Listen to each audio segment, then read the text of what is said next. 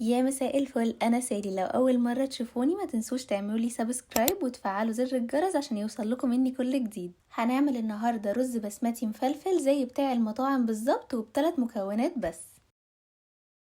اول حاجه معانا الرز البسمتي ومرقه سواء فراخ او لحمه وملح. بنحط كميه رز بسمتي تكون مناسبه، انا الكميه اللي انا حطيتها دي بتكفي من فردين ل3. تقدروا تزودوا او تقللوا على حسب عدد الاشخاص بتاعتكم. وهنغسل الرز البسمتي بتاعنا وننقعه لمدة نص ساعة على الاقل. ونجيب الحلة بتاعتنا وننزل فيها بشوية زيت ونستنى اول ما الزيت يسخن وننزل بالرز البسمتي بعد ما نصفيه كويس قوي.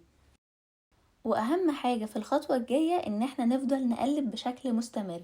عايزين نفضل نقلب الرز البسمتي لحد ما يتغلف كله بالزيت عشان نضمن ان هو يطلع مفلفل. وبعدين بنضيف مكعبين من المرقة، انا استخدمت مرقة لحمة، وبنفضل نقلب كويس قوي لحد ما المرقة تبدأ تدوب وتتغلف برضو مع الرز. وننزل عليه بالمية المغلية. المية المغلية بتكون حوالي 2 سنتي فوق الرز. ونقلب تقليبة سريعة ونعلي النار. اول ما نشوف المية بتغلي كده هنبتدي ان احنا نضيف الملح بتاعنا. انا هنا حطيت نص معلقة صغيرة من الملح. وبنعلي النار لمدة 3 دقايق ونتأكد ان المرقة بتاعتنا دابت تماما. بعد كده بنهدي النار وبنغطيه لحد ما يستوي خالص. وفي الوقت دوت قلت اعمل سلطة دقوس، مكوناتها سهلة قوي: طماطم وفلفل وكزبرة ونص ليمونة وفصين من الثوم وملح وكمون. وبنحط كل المكونات دي مع بعض في الكبة ونضربهم، ونقدر نزود كمان معلقة صغيرة من الخل. ودي بتكون اختياري مش اساسي معانا في الوصفة.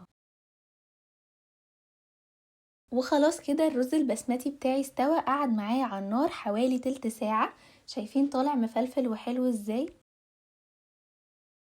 بنحطه في طبق التقديم بتاعنا. وبعد كده لو حابين نقدر نحمص شوية مكسرات ونحطهم على الوش، بيدوله شكل حلو قوي وطعم احلى.